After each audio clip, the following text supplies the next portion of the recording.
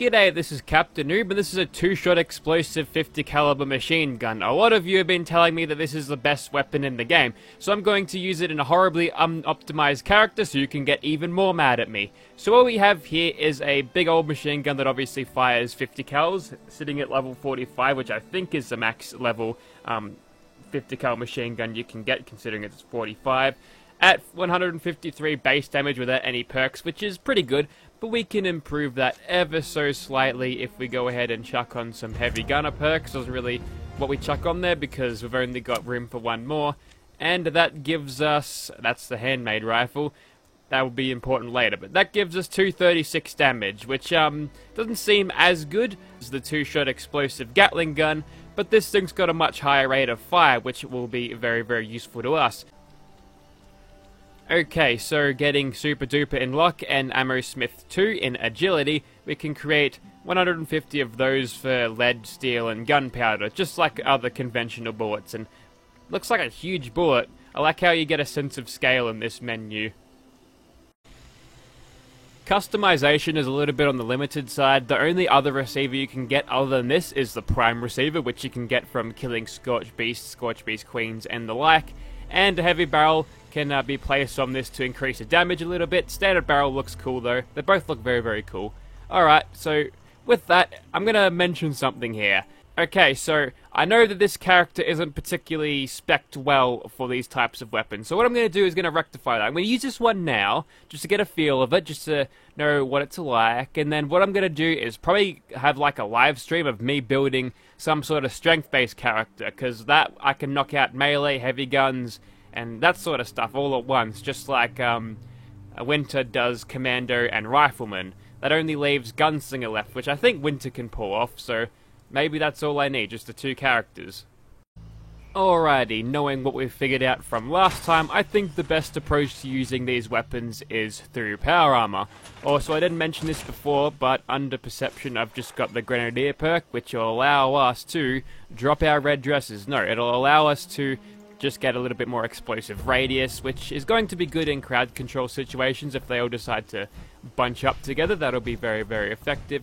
So let's get started on these robots. Yep, they're spawning in, and you'll notice how wide the crosshairs go. If I even fire this like that, we've actually lifted that guy up from the air when we killed him with just the explosive force. That's actually kind of cool. But yeah, look at that accuracy, it's not great. But like I said before, unoptimized build. There's probably perks out there that allow you to increase that accuracy a little bit, but at least we've got that extra damage from that additional projectile as well as the extra explosion. So we'll go ahead and try to kill this guy. I think the best way to use this is just to burst it, and that'll help retain your accuracy. So that's probably the best way to do it.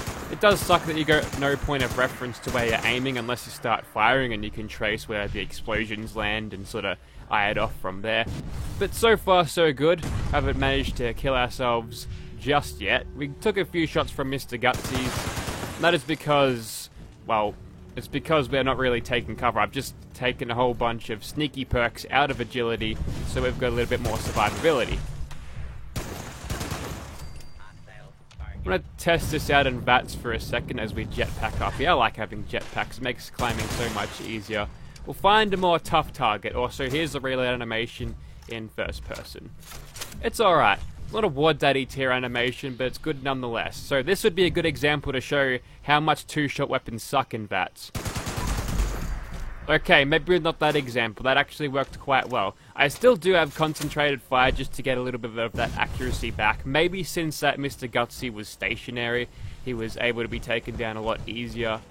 But let's see what we find out here. There's a couple more Protectrons. Don't bother shooting at those guys. We've got no penetrator perks. Not that they would work with explosive bullets anyway. There you go. There's that inaccuracy rearing its ugly head. And what do we have over here? Okay, he's in there. There's also one down there. Now, since we're on a good angle, we could probably just kill him outright anyway, because he's close enough to other walls and stuff that near misses will just get him with explosive damage, which is basically where most of my damage is coming from. I've only got an extra 10% of this thing base with the heavy gunner perks.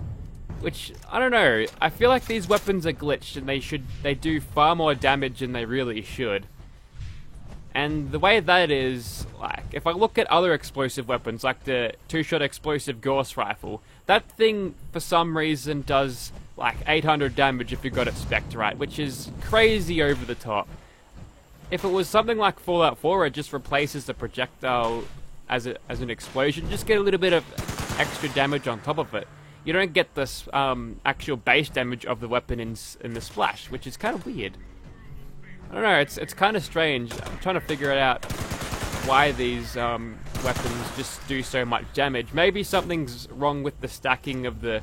because there's two different types of heavy weapons. One of them are obviously affected by Demolition's Expert alone, take the missile launcher Fat Man, and the rest of them are heavy gunner, so maybe there's a little bit of glitchiness going on here. Since it's got the heavy gunner and the heavy gunner keywords of its base, and then when you add that explosive effect, you'll add that explosive thing base, so it basically multiplies off each other. That's my theory anyway. But anyways, you're probably bored of me just running my mouth. You want to see me kill some Scorch Beasts, so let's go and do that.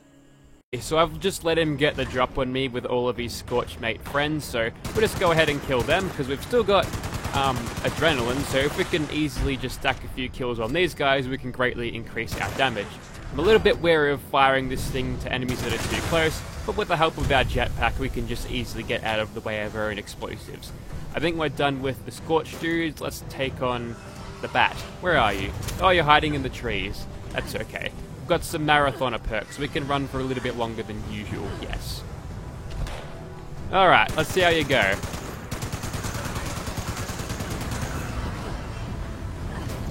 Interesting. Again, my build is not exactly optimized, so that is why it doesn't seem to be going as well. We'll go ahead and use some bat shots, and yeah, it didn't really do a lot of damage. We are staggering him, her, I don't know. Do we have any animal people in here that would be able to tell us the gender of a bat just by looking at it? Also, he regenerated a little bit of health. See, mostly that explosive glitch is fixed, but sometimes they just get a little bit regen happy. It's also quite hard to see sometimes when they're spewing that shit at you, so using this thing in bats is probably a good idea.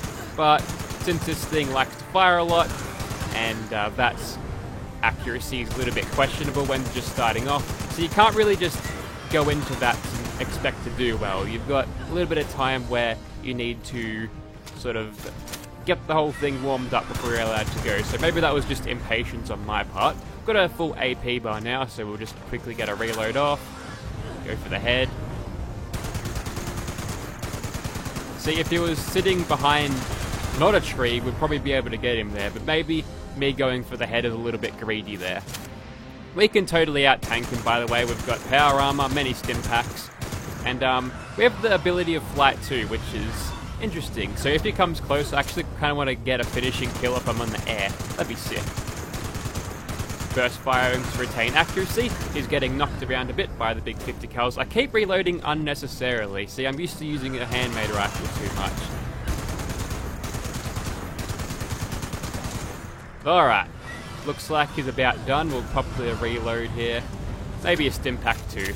Alright, let's take him on. Yes! I call that air-to-air combat. We just won a dogfight with a Scorch Beast whilst being a giant metal dude. Awesome. Okay, so obviously that took ages. I've been able to take out a Scorch Beast quicker with my handmade rifle. I'm going to stress this again. I sound like a broken record at this point. An optimized build, but as you can tell, you can go pretty well with this thing even if you aren't exactly optimized with it, which is kind of nice. Also, it kind of speaks to how overpowered these things are, but I'm not going to complain about that unless someone's got it against me in PvP. Then it kind of sucks. Being on the receiving end is not great. Okay, knowing that this place is a good area for spawning Mirelurk Queens, I want to try and take on another one, unless someone has killed all the crabs already. Nope, looks like we're okay. So let's see how this thing goes.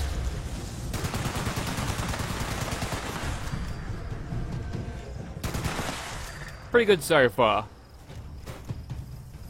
I think to summon the Mirelurk Queen, you must piss her off by taking out all of her kids, which is kind of cruel. Ah, there she is. Can I get a sneak attack crit on her? No, I've taken all of the perks out of sneaking. Also, if we could aim down sights, that would be good. But, oh, I am? Weird. Okay, looks like I've encountered some weird heavy weapons glitch, but there we go. Hey, maybe that's why I was retaining accuracy while on the move so much. There really is no reason to not run this, is there? So, I see it now, using heavy weapons, especially like this. There's merit to it, but still I like my sneaky, subtle approach. Okay, I kind of want to see how good this thing is in crowd control situations. So what I want to do is kind of blaze through the ghoul section here. So we'll just start off from here, make sure we blow up all the cars to make sure we don't friggin' die by our own explosions. And, okay, make sure we engage our targets from a little bit further away. That ghoul has lag powers, good on it. But he's dead now, so that threat is gone. Like the marsupial mutation, what we can do to easily get away from our own splash damage is just use a jetpack and jetpack up, and looks like we can get easy cripples with this, so that's good for stopping them, because they do run at you, and if a lot of them are running you at once, you've only got so much jetpack you can use. Maybe staying up on the building tops is a good idea, or having lots of Nuka-Cola Quantum at your disposal, which I don't have a lot of, I kind of run out of that. That being said, we're taking out these ghouls with ease. I mean, these guys are known to be squishy, but when they get to in a big pack, that's when you can start to panic. So what I'm trying to do is kind of just draw them out, make sure I've got a huge sort of kill zone of heaps of ghouls, but yeah, it's a little bit risky using this thing inside here. I think the robots have pulled these ghouls out of this particular spot. Oh wait, no they haven't. Alright, round up boys, step right up. Come and see the amazing, the wonderful, the incredible Jetpack Man. Or lady. Like a goth chick with a jetpack. You can't really tell that she's a goth chick, but you're just going to have to take my word for it. See, these ghouls know what's up. They kind of just turned around and started running. See, that's the kind of intimidation you can do with this. I can't believe I just missed that bash. Also, another nice thing you can do. I wonder if power armor gives you disease resistance. Surely it would be, because they can't get their claws through all of this steel or whatever they make it out of. I'd imagine that's what they'd do, but they still poison you for some reason. More cars to blow up. This will in turn help us aggro some of the ghouls as well. Nothing's showing up on the radar though, so maybe these guys... Oh wait, no, I've just been sneak attacked. Well, luckily for me, NPCs don't get multipliers on their sneak attack crit abilities, which would be actually kind of good if you got jumped by ghouls like that and they did extra damage because you weren't aware. But how would the game calculate that? It wouldn't. It'd be impossible. Maybe perception? That'd actually make you be able to use perception for great effect if you don't want to get jumped all the time. I guess that's what it's for PvP circumstances though. Oh yeah, this is a weapon that I'm using. I forgot to talk about this. I'm gonna use this car. Yep, killed him. And uh-oh, he's trying to attack me with the car's bonnet. Or if you're American, I guess you'd call it a hood. And there we go, there's a little bit of extra insurance policy. That was... I forgot what the perk's called. But yeah, I ranked that one up. So we get that health regen kick in a little bit earlier than usual. I like to think that having it at just 20% is good enough, because that way you can easily get yourself out of whack there. Ah, yep, there's the Wendigo. He's the boss of the area. He also doesn't seem to give a shit. I like how the first thing that attacks me is a Radroach. Get out of here. That scream has to be so loud if it actually visually distorts the air. I was expecting more... Oh, okay, here comes the cavalry. Okay, first things first. What we need to do is turn the parking lot into a smouldering pile of wrecked cars, and then we can jump up here. That way we can easily just kill these guys, no problem. Now, despite me not having this as an optimized build, I've basically cleared all the ghouls out in a time that was much faster than my Furious handmade rifle. and I've used none of the stim packs. I don't even think I took a hit other than that Wendigo screaming at me before. Although ghouls aren't exactly as brain dead, their AI makes them go into where you can't be found, or where they can't be shot at if you decide to jump to a place where their pathing doesn't allow them to get. So we'll just quickly lure out these guys. That was a legendary 3-star ghoul. What do you drop us? Drumroll, please. No thank you. And are we clear? Almost. Now, going inside is kind of risky. I don't like doing this. Oh, it's just a... Is it really just a rad roach? Alright. Well, I don't really know how I'm going to deal with this without killing myself, so I guess we'll just have to lure them outside and, shoot them. I like how that one dived at me. That was cute. The other one's sort of buggered off now. Where are the rest of them? Out you come. Come on. Wait, is it just rad roaches? You know what? I'm keen on letting these rad roaches live here. I'm sick of seeing ghouls anyway. If there was like an army of rad roaches that spawned in here and killed you instead of ghouls, that'd be better. Okay, I think we're clear for the ghouls in this section. I'll go ahead and look over the body, see if I found something new or cool, but yeah, there you have it. That was the 2-shot explosive 50 cal machine gun, and it has been a blast to use, that no pun intended. Again, I need to optimize the build first before I use this properly, but this is just like a taste of this.